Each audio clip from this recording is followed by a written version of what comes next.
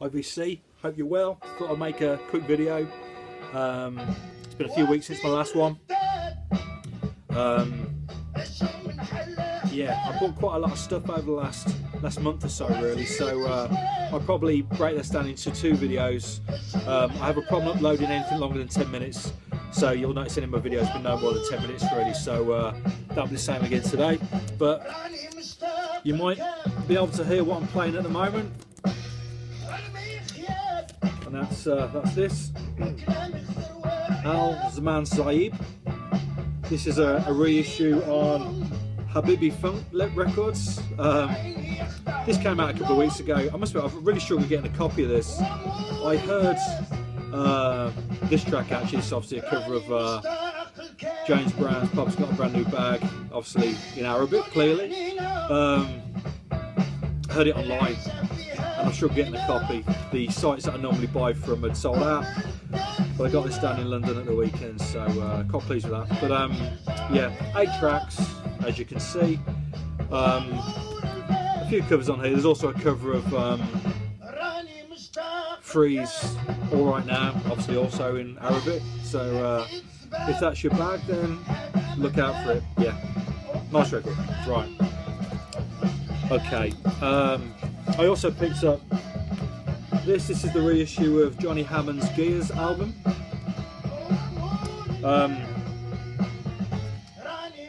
This came out last year, 40th anniversary, originally came out in '75.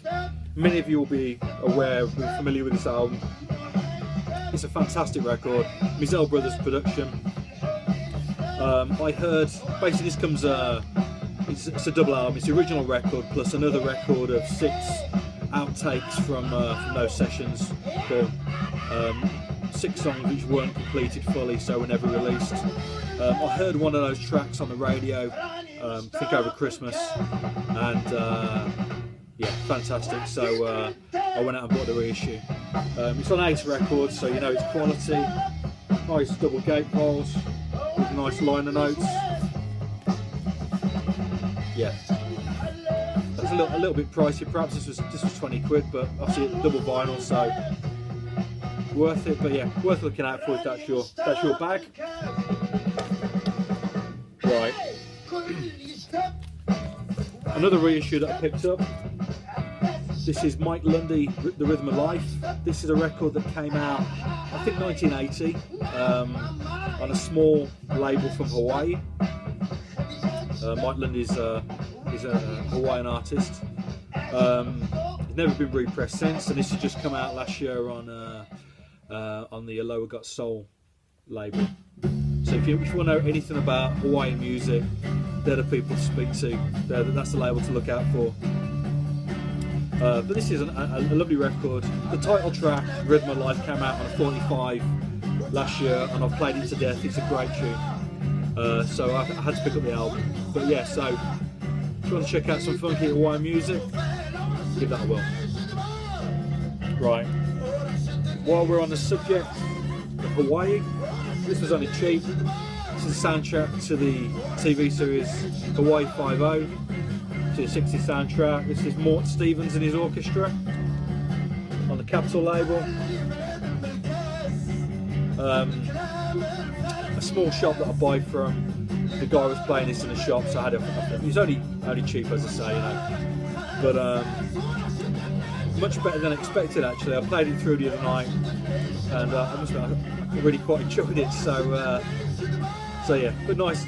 Let's say cheap record, but good fun. Right. Another soundtrack. Try and get rid of the glare there. This is an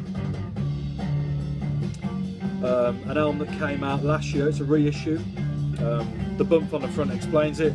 Rodion Roska's Lost Electronic soundtrack, commissioned but never used for the 1984 Romanian sci-fi animation Delta Space Mission. There you go. Couldn't put it better myself. Yeah, came out last year. I think there were a few reissues of his records.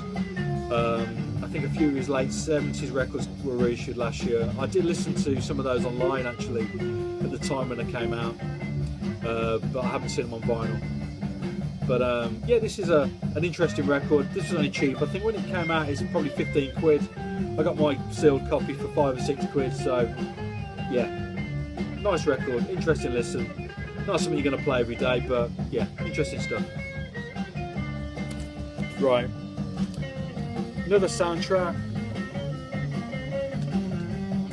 This is also something I picked up cheap. This is only a £5. The Lady in Cement, Hugo Montenegro.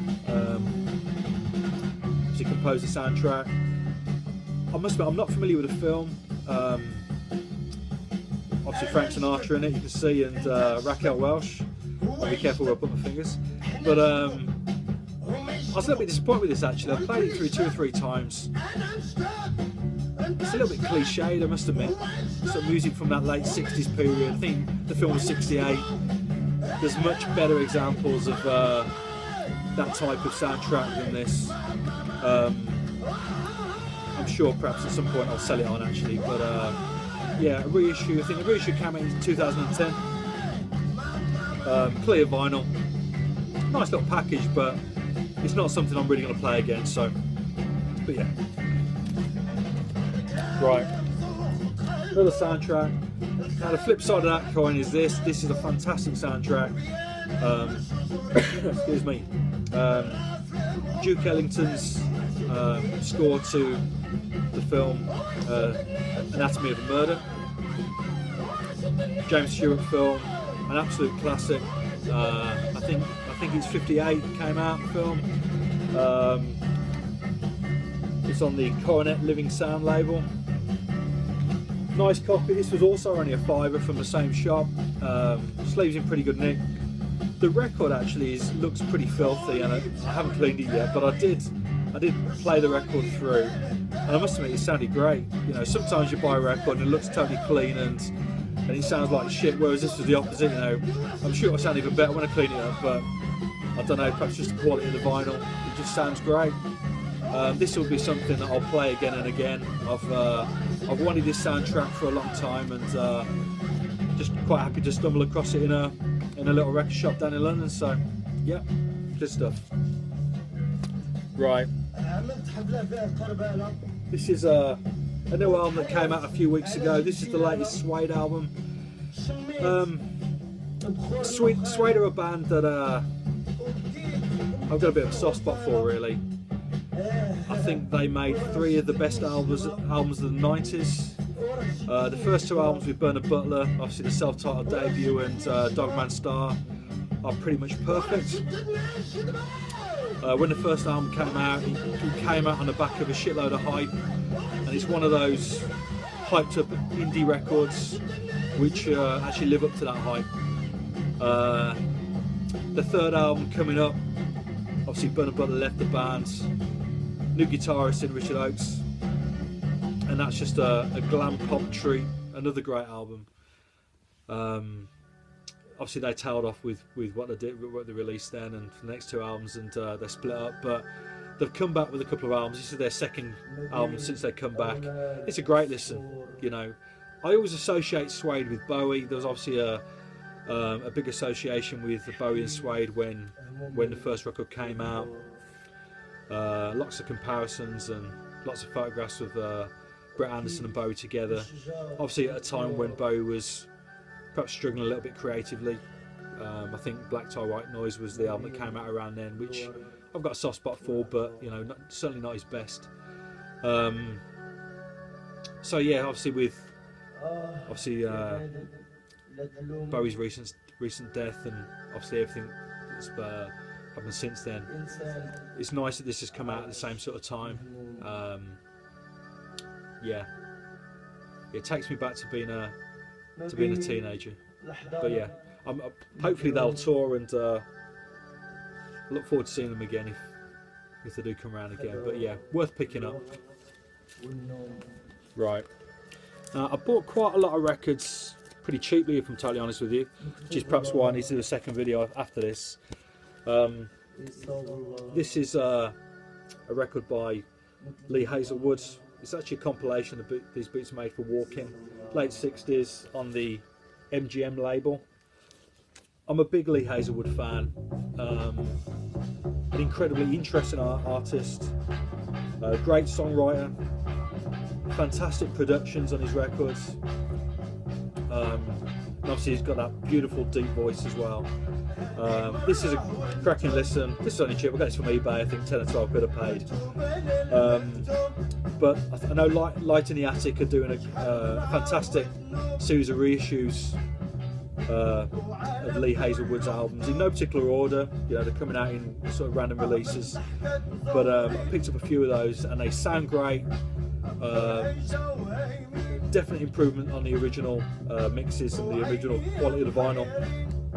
So worth looking out for if you're looking at new vinyl.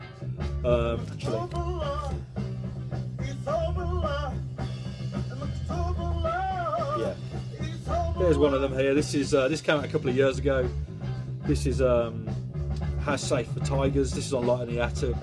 This is a soundtrack to a Swedish film that came out, I think, in the 70s. Obviously provided the score and the soundtrack for. Not necessarily where I'd recommend you start with Lee Hazelwood, but one thing I would say is that the opening track on this record, Soul's Island, is one of my favourite tracks by him. A great song. I love the production on it, so check it out on YouTube if you see it. But yeah, Lee Hazelwood, I've got a real soft spot for him. Yeah, anytime I see any of his stuff, I always try and pick up what I can. But yeah, look out for those reissues. Right. Let's see how long I've got. Right. A couple of cheapish records that I picked up. Betty Wright, Danger High Voltage, an RCA, mid-70s, 74. See on the Orange RCA label. I picked this up at a record fair. The dealer was selling everything at half price, so it was priced up at a tenner. I had it for a £5. Delighted with that, really. Really nice album. I've got a few other records. Actually, the closing track on this record, Tonight Is the Night, I have to look at the title there, is one of the tunes that I played most over the last month. Yeah, look that up on YouTube as well if you get a chance. Just a great chilled out tune. Certainly the best track on the record. But yeah, nice record, pleased I found it, good price. Same with this, there's a second Betty Wright album, Explosion. This is a live record. Mark on the sleeve there, somebody's coloured in, but again I paid a £5 for it. Vinyl's in absolutely great shape. Again on the RCA label, the Orange RCA. Yeah, similar period I think. Yeah, 76 this is. So yeah, just a nice voice, got a bit of that southern swagger to it, you know. So yeah, if you've seen any of other records, I'd recommend most. I mean, none of them are classics, but yeah, all of them contain some good stuff. I don't think she's really recorded anything that's not worth hearing. I certainly pick them up whenever I can. The last record, actually, the Danger High Voltage record, I had on I think a Fame reissue, which didn't sound great actually. I sold it on a little while ago, but certainly these two sound great. Excuse me. Right. Another nice cheap record. Many of you will know this. Brothers Johnson, Light Up the Night. This is the track. Obviously, the big single off this was Stomp. Excuse me. Right. Brothers Johnson.